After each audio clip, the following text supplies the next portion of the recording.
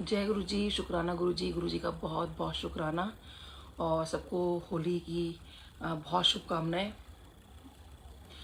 तो होली जो है रंगों का त्यौहार है, तो इसको अच्छे से मनाइए। और हर किसी को कहते हैं ना कि जो रंग हैं आजकल जैसे कहा जाता है कि ठीक नहीं आते, तो प्लीज़ ऑर्गेनिक होली ही खेलिए, कोशिश करिए कि फूलों की होली ही खेलिए। तो बहुत बहुत शुक्राना गुरुजी का। आज मुझसे किसी ने पूछा कि गुरुजी कभी होली मनाते थे या नहीं, क्योंकि देखिए मैंने जब तक देखा तब तक तो मैंने गुरुजी को होली का त्यौहार मनाते हो तो वहाँ नहीं देखा। लेकिन एक बार ऐसा हुआ था कि एक आंटी, एक सेवादार आंटी हैं, तो वो बता रहे थे और ये चीज़ हमने भी देखी थी कि होली का दिन था तो हम लोग शाम को जब मंदिर गए, उस बड़े मंदिर, और उन्होंने देखा कि वहाँ पे कुछ अपने आप से कुछ रंग आ गए थे या कुछ थे, तो वो बहुत हैरान हुई कि ऐसे कैसे हो सकता है। और जब उन्हें बाहर आके बताया कि देखो कैसे भगवान शिव की जो मूर्ति है, ब्रास की जो मूर्ति है, उसमें रंग निकल कर आ रहे हैं। तो ये चीज़ मैंने भी देखी, कहीं कहीं वहाँ पे कुछ रंग डिफरेंट डिफरेंट लगे हुए थे। ये गुरुजी के चोला छोड़ने के बाद की बात है। उससे पहले हमने गुरुजी का मतलब होली के बारे में ऐसा मैंने कभी नहीं देखा। बाकी सब अच्छे से होली मनाइए। तो बहुत शुक्राना है गुरुजी का अपना सत्संग शेयर करवाने के लिए। और गुरुजी के बारे में तो जितना भी बोला जाए उतना ही कम है। उनकी तो इतनी कहते ना, इतनी महिमा है, इतनी महिमा है कि सच में जैसे I am short of words. और गुरुजी क्या नहीं कर सकते। अभी रिसेंटली मैं जालंधर गई थी, वहाँ कृष्णा बहन जी से मिली मैं। और तो वो बता रहे थे गुरुजी के बारे में कि एक दिन की बात है, एक बार रखड़ी का जब त्यौहार आया तो कहते हैं कि वो सुबह सुबह जो है गुरुजी को राखी बांधने चली जाती थी। और देखिए गुरुजी जो है उनके, जब वो राखी बांधती थी, उनकी सिस्टर हैं वो, तो राखी के नाम पे खाली वो जो एक रोली का धागा होता है ना, एक लाल वाला धागा, खाली वो लेके गई और उन्होंने वो बांध दिया। तो देखिए कितना सिंप्लिसिटी है कि कोई दिखावा नहीं कि राखी ही लेके जानी है, क्या है, बस वो रक्षक धागा बांधना है और वो लेके गई। तो कहते हैं जब वो वहाँ पे खड़ी थी तो उसके बाद ऑब्वियसली गुरुजी को जैसे बहुत लोग राखी बांधते थे, तो एक आंटी ने भी राखी बांधी। तो मेरे को पूछती हैं कि आपने कभी डिवाइन प्रसाद देखा है गुरुजी का? तो अब ये मैं नहीं देख पाई क्योंकि गुरुजी की मर्जी, किसी के सामने डिवाइन प्रसाद निकाला, किसी के सामने नहीं निकाला। तो मैंने कहा नहीं आंटी, मैंने डिवाइन प्रसाद तो नहीं देखा गुरुजी का। तो कहते हैं कि गुरुजी को आपको पता है कि डिवाइन प्रसाद निकालते थे। और ये बात तो मैंने बहुत लाइट ऑफ डिविनिटी में भी सुनी है और वैसे भी कई संगत के मुँह से सुना है कि गुरुजी डिवाइन प्रसाद में कुछ भी निकाल लेते थे, कोई ज्वेलरी हो, कुछ भी हो। तो गुरुजी ने ऐसे हाथ किया और वो जो आंटी थी उन्होंने गुरुजी को राखी बांधी थी, उनके सामने एक चांदी का छल्ला जो होता है, जो फीमेल जो अपने कमर में बांधती हैं, लगाती हैं, वो चांदी का छल्ला की रिंग जो था उनको दे दिया और सामने सामने सबके निकाला और चांदी का छल्ला दे दिया। तो अब सब देख रहे हैं वहाँ पर, उनकी सिस्टर भी, जो रियल सिस्टर है, वो भी देख रहे हैं। तो जो आंटी जिनको चांदी का छल्ला मिला, तो उन्होंने आंटी को देखा, उनकी सिस्टर को, और कहा कि गुरुजी ने देखो मेरे को तो ये दिया है, आपको क्या मिला? तो क्योंकि एक ह्यूमन नेचर है ना, हम लोगों को लगता है कि एक कंपैरिजन भी करना शुरू कर देते हैं कि देखो गुरुजी ने अगर मुझे ये दिया है तो उनकी रियल सिस्टर है, क्योंकि सबने देखा था कि जब उन्हें राखी बांधी तो गुरुजी ने कुछ दिया ही नहीं था। तो उन्होंने गुरुजी की तरफ देखा तो गुरुजी ऐसे मुस्कुरा पड़े। तो जब वो अब कहीं ना बैक ऑफ द माइंड में शायद उनके कुछ मन में था कि भाई गुरुजी ने उनको तो चांदी का छल्ला दे दिया और देखो मुझे क्या दिया। तो उन्होंने धीरे से शायद गुरुजी को बोला कि गुरुजी वो कह रही हैं कि भाई आपने उनको ये दिया और मुझे क्या दिया।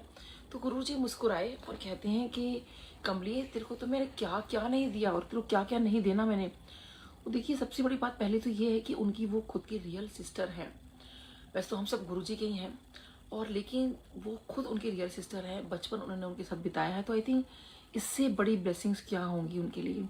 तो कहती है मैं, वो तो मेरे लिए रब है, मेरा प्रा प्रा करके वो बोल रही थी कि मेरा प्रा तो रब है, उनकी बातों में इतना रस था, इतना अमृत था, सच में मतलब लग रहा था कि उनको बस आप सुनते जाओ। तो कहते हैं उसके बाद भी गुरुजी जो है उनको एक रूम, जो उनका रूम था गुरुजी का, वहाँ पर गुरुजी लेके गए और अपनी सिस्टर को वहाँ से कहा, तो उनको बोला या गुरुजी ने खुद उठाया, तो जो डबल बेड था उसके ऊपर जैसी चादर हटाई तो वहाँ पूरे सॉलिटर्स पड़े हुए थे। तो कहते हैं पूरे बेड पे सॉलिटर्स पड़े हुए थे। तो गुरुजी ने कहा चल तेरा राखी का गिफ्ट, जो भी जैसे उनके मन में था कि उसको अगर चांदी का छल्ला दिया तो उनको क्या मिला। तो सोचिए गुरुजी ने पूरा, कहते हैं जितनी सॉलिटर्स थे पूरा बेड पे पूरे भरे हुए थे। तो सोचिए गुरुजी क्या नहीं कर सकते। अब ऐसे पूरा इतना बेड भर के सॉलिटर्स कहाँ से आएंगे, नहीं तो अब क्योंकि वो चाहें तो कुछ भी उत्पन्न कर सकते हैं, कुछ भी कर सकते हैं। और ये उन्होंने हमें बताया कि खुद की सिस्टर ने ये चीज़ बताई।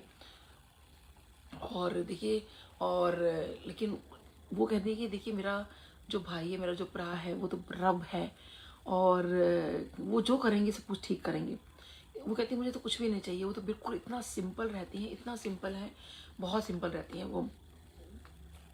फिर ऐसे वो गुरुजी के बचपन की बात बता रहे थे। कहते हैं वो गुरुजी से काफ़ी छोटी हैं, तो वो अपनी मदर को मम्मी नहीं बोलते थे, वो बीबी बोलते थे।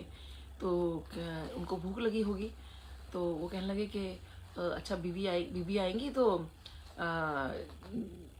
तब खाना बनेगा। लेकिन उनकी छोटी सिस्टर है, क्योंकि तो उनको भूख लग रही थी।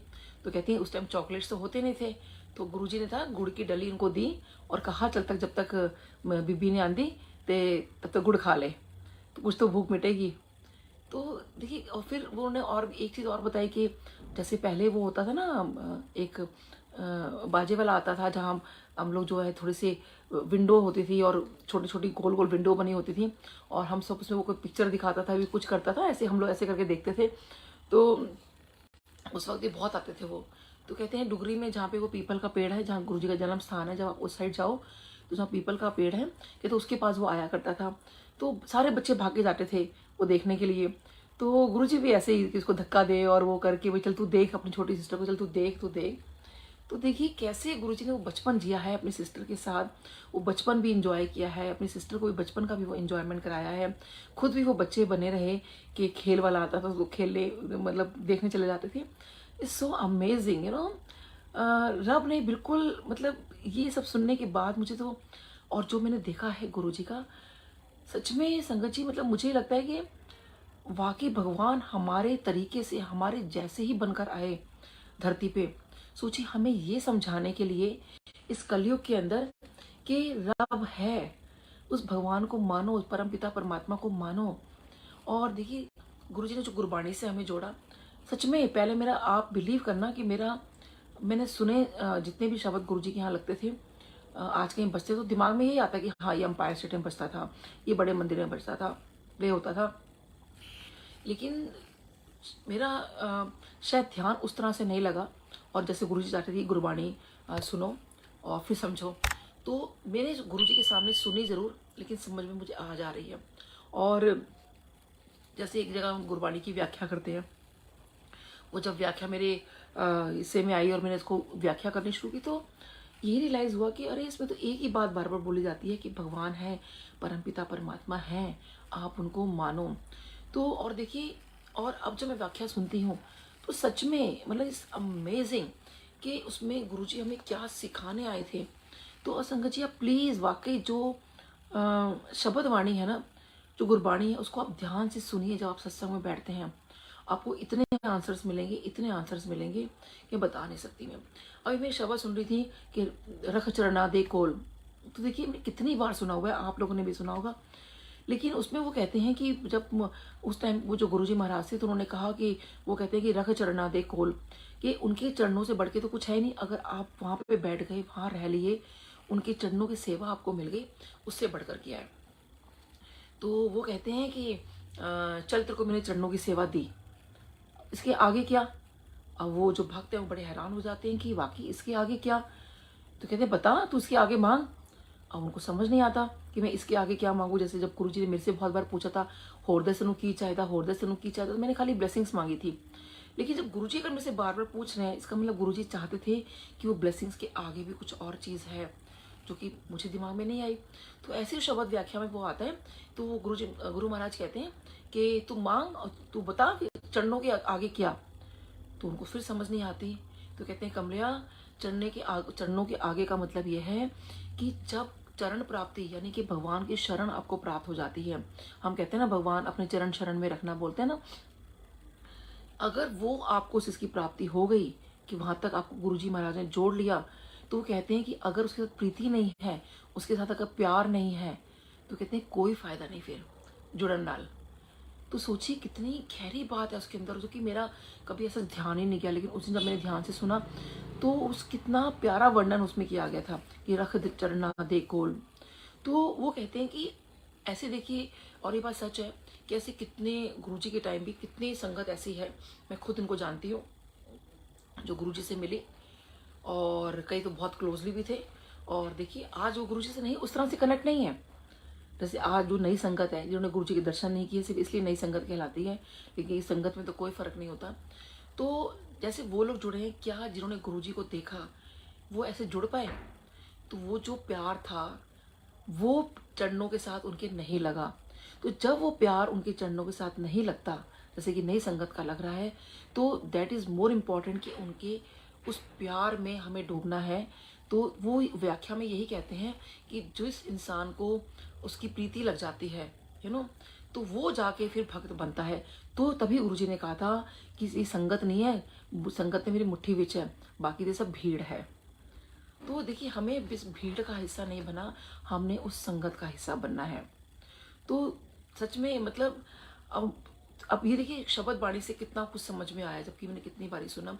और मेरे को तो यही कहना है कि जो गुरुजी शब्द बाणी एम्पायर स्टेट में या बड़े मंदिर में सुनवाते थे, प्लीज़ आप वो ज़रूर सुनिए। क्योंकि गुरुजी ने एक बार किसी अंकल ने पूछा कि गुरुजी सारी तो शब्द बाणी है, बहुत सारी सीडीज़ पड़ी हुई थी, तो उन्होंने बोला कि गुरुजी सारी तो सीडीज़ हैं और ये भी तो गुरबाणी, ये भी गुरबाणी, तो आप इसमें चूज़ क्यों कर रहे हो, मैं कोई भी लगा देता हूँ। तो गुरुजी ने यही कहा था कि मुझे पता है कि मेरी संगत कौन सी गुरबाणी से जुड़ेगी, तो इसलिए मैं चूज़ कर रहा हूँ। तो जब गुरुजी महाराज ने खुद अपने मुंह से ये बात बोली कि मैं चूज़ कर रहा हूँ इसलिए कि मेरी संगत जुड़ेगी, इसका मतलब जो शब्द बाणी उन्हें चलवाई, जो उन्हें चूज़ की, इसका मतलब हमें जोड़ने के लिए उनको पता है कि हमारा कनेक्शन किस शब्द बाणी से होना है। तो हम दूसरी चीज़ें क्यों सुनते हैं? मैं ये नहीं कहती कि नहीं ना सुने, वो आप लंगर के बाद लगवाइए। गुरुजी भी लंगर के बाद बाकी चीज़ें लगवाया करते थे, लेकिन जब तक वो शब्द बाणी चलती थी गुरुजी लंगर से पहले, तो वो सारी की सारी गुरुजी ने खुद चूज़ की थी। और अगर कोई सिंगर बुलाता, देखिए मैं फिर बार बार बोलती हूँ कि मैं किसी सिंगर के अगेंस्ट नहीं हूँ, लेकिन अभी मेरी किसी पुरानी संगत से बात हो रही थी, हमारे में अभी भी कुछ बातें हो रही थी। तो गुरुजी कहते थे कि एक बार शिवरात्रि का टाइम आया, तो आंटी से उन्होंने पूछा कि आंटी फिर बताइए, तो फिर कौन से रागी बुलाइए फिर। तो आंटी को समझ नहीं आया, उन्होंने बोला नहीं किसको बुलाइए। तो आंटी ने कहा कि गुरुजी फिर ऐसे करते हैं, जो रागी हैं उनको बुला लेते हैं। तो गुरुजी मुस्कुराए, गुरुजी कहते हैं कि अगर वो लोग आ गए और मैं बैठा हूँ सामने, तो वो जो शब्द बाणी का ना तो उनको ध्यान जाएगा, उनका सारा का सारा ध्यान जाएगा रागियों पे, सिंगर्स पे। कहते जब रब सामने बैठा है तो किसी की ज़रूरत क्या है। तो देखिए इसका मतलब है शब्द बाणी जो है हमें वही सुननी चाहिए जो गुरुजी ने करवाई। हाँ, उसका चाहे आप आधा घंटा लगाओ, 1 घंटा लगाओ, पहले वो शब्द बाणी आप सुनिए जो गुरुजी ने लगवाई। उसके बाद फिर आप किसी भी सिंगर को बुला सकते हो, फिर वो बेशक कुछ भी गा सकते हैं। वो तो गुरुजी भी देखिए सिंगर्स को बुलाते थे, उनको ब्लेसिंग करने का तरीका था। लेकिन शब्द बाणी चाहे आप एक सुनिए, एक व्याख्या सुनिए प्रॉपरली, लेकिन एक पहले वो सुनिए जो गुरुजी ने चूज़ की थी। बहुत शुक्राना है गुरुजी का सच में। और गुरुजी से जितनी भी जुड़ी बातें हैं, मैं एक और चीज़ शेयर करती हूँ कि एक बार एक आंटी हैं, तो एक बार वो जो एम्पायर स्टेट में बैठी थी, तो क्योंकि ये मैं आपसे इसलिए शेयर कर रही हूँ क्योंकि मैं चाहती हूँ कि ज़्यादा से ज़्यादा जो गुरुजी की महिमा है वो संगत तक पहुँच सके। तो उनको बड़ी गर्मी लग रही थी, तो अब वो गर्मी की वजह से बैठ नहीं पा रही थी वहाँ पर, कि हाँ उनको फर्स्ट फ्लोर पे शायद भेज दिया था, वो शायद बाद में कूलर लगा था या बाद मतलब पूरी एरिया में, लेकिन एसी कहीं पीछे की तरफ कुछ लगा हुआ था, तो उनको बहुत गर्मी लग रही थी। अब लेकिन उन्होंने किसी से कुछ बोला नहीं, कुछ कहा नहीं। तो उन्होंने अचानक उनको फील हुआ कि कहीं ठंडी हवा आ रही है, तो उन्होंने देखा कि पीछे वाला जो एसी था वो चल गया था। तो वो बड़ी हैरान हुई कि मैंने तो किसी से कहा भी नहीं, एसी किसने चला दिया। तो उन्होंने फिर जाके वहाँ पे एक सेवादार आंटी थी, सिंगला आंटी, उनको बोला कि आंटी ये एसी कैसे मतलब चला, मैं तो किसी को कहा नहीं। कहते नहीं, गुरुजी ने मुझे बुलाया और कहा कि जो पीछे वाला एसी चला कर आ जा। देखिए गुरुजी कितना ध्यान रखते हैं। गुरुजी नीचे बैठे हैं थे, वो फर्स्ट फ्लोर पे बैठी हैं, और गुरुजी ने उनको बोला जाके एसी चला कर आ। उसके बाद जब वो आंटी मत्था टेकने गई, ये कुकी आंटी है, मैं उनकी बात बता रही हूँ, तो जब वो माथा टेकने गए और तो गुरुजी कहते हैं कि देखिए कुछ नहीं पता, मतलब कोई बातचीत नहीं, कुछ नहीं। तो गुरुजी ने कहते हैं कि आंटी, तो फिर तेरे को पता है गर्मियाँ बड़ी अच्छी होती हैं? तो वो एकदम से कहने लगी, गुरुजी गर्मी अच्छी होती है? कहते हैं हाँ, जब गर्मी के अंदर जब पसीना आता है ना, तो पसीने से सारे के सारे टॉक्सिन जो हैं वो दूर हो जाते हैं, तो गर्मी अच्छी होती है।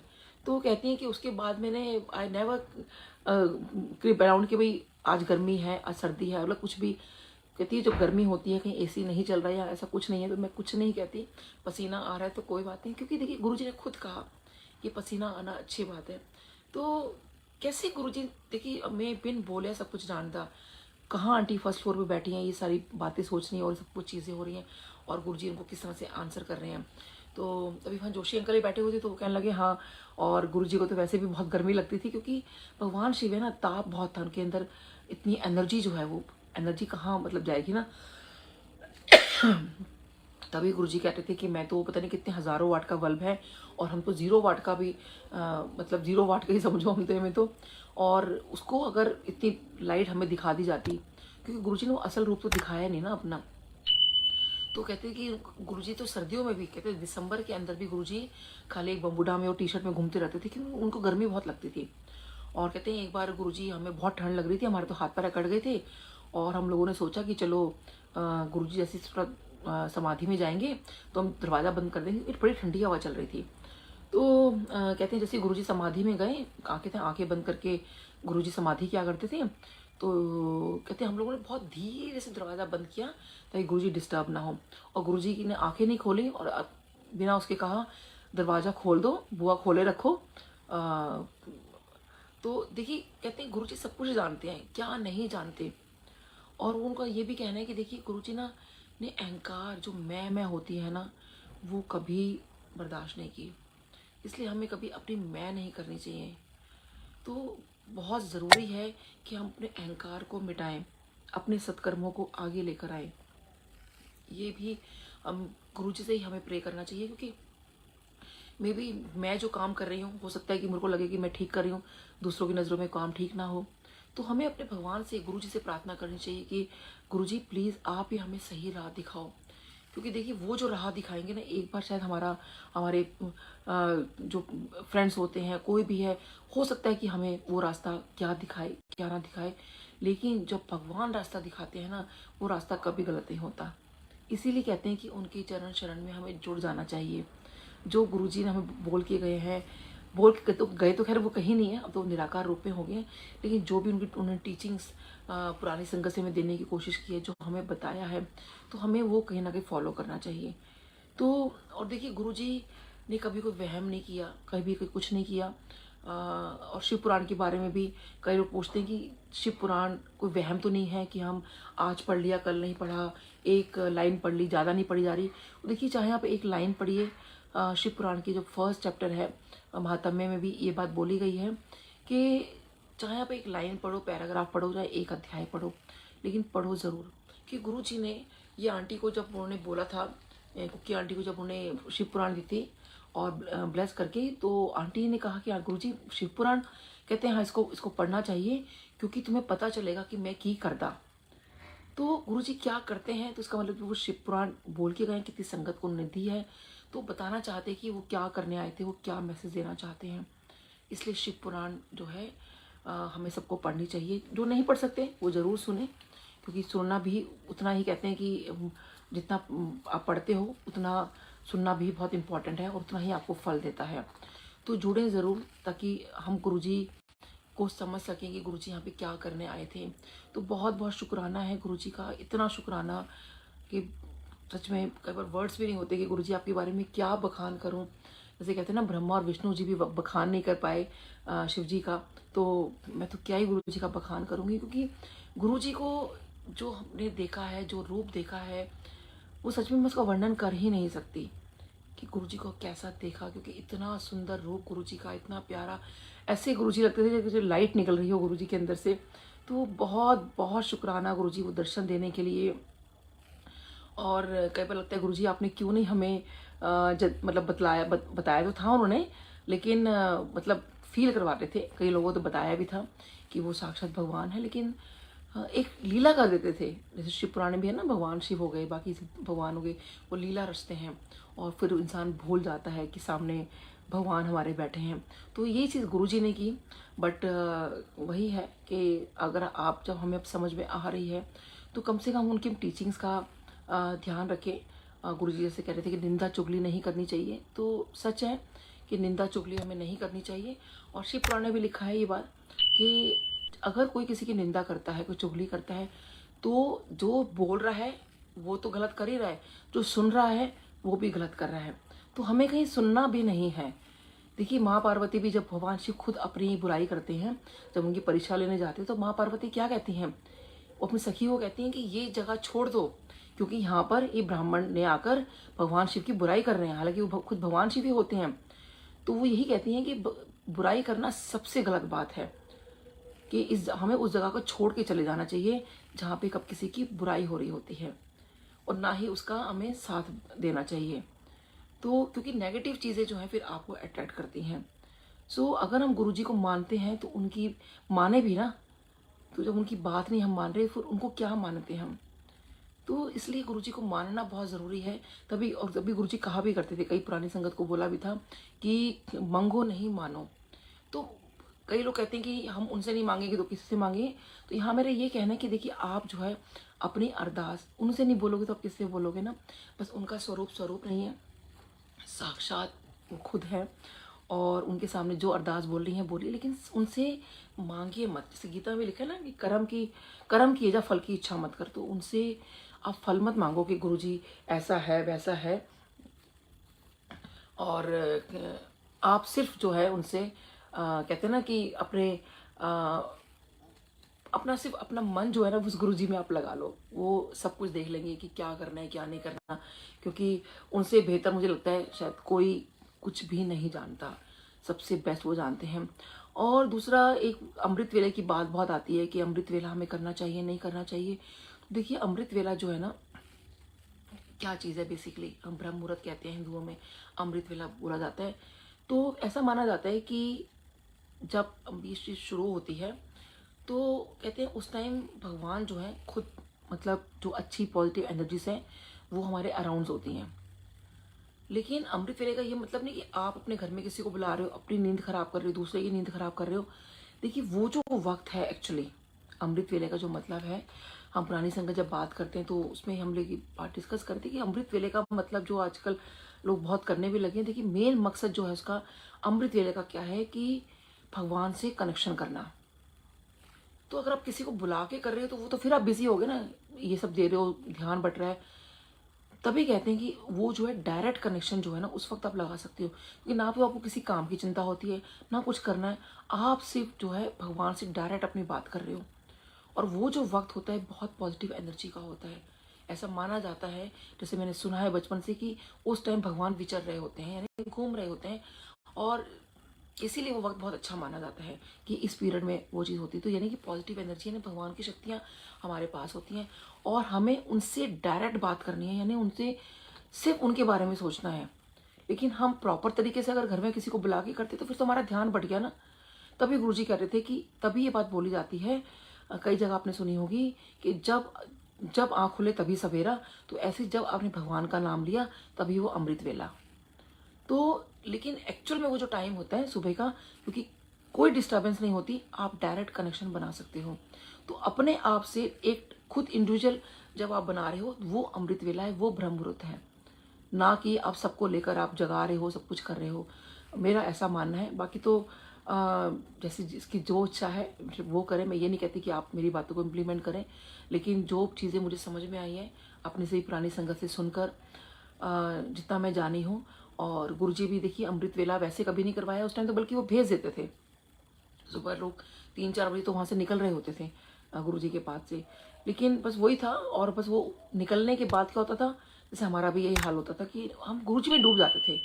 तो उस वक्त जो है वो जो वक्त है वो भगवान में डूबने का टाइम है, उनके अंदर अपना मन लगाने का टाइम है। तो ये चीज़ होती है ना कि हम लोग जो है अपना बहुत सारी चीज़ें कर रहे हैं, मतलब बहुत कुछ लोग अमृत वेले में आजकल करने लगे हैं, तो मैं किसी को वो नहीं कर रही हूँ, लेकिन अमृत वेले का मतलब यही है जब आप भगवान से डायरेक्ट कनेक्शन लगाते हो। सो बहुत शुक्राना है गुरु जी का, और सबको जय गुरु जी, जितने भी यहाँ पे जुड़े, जय गुरु जी, जय गुरु जी।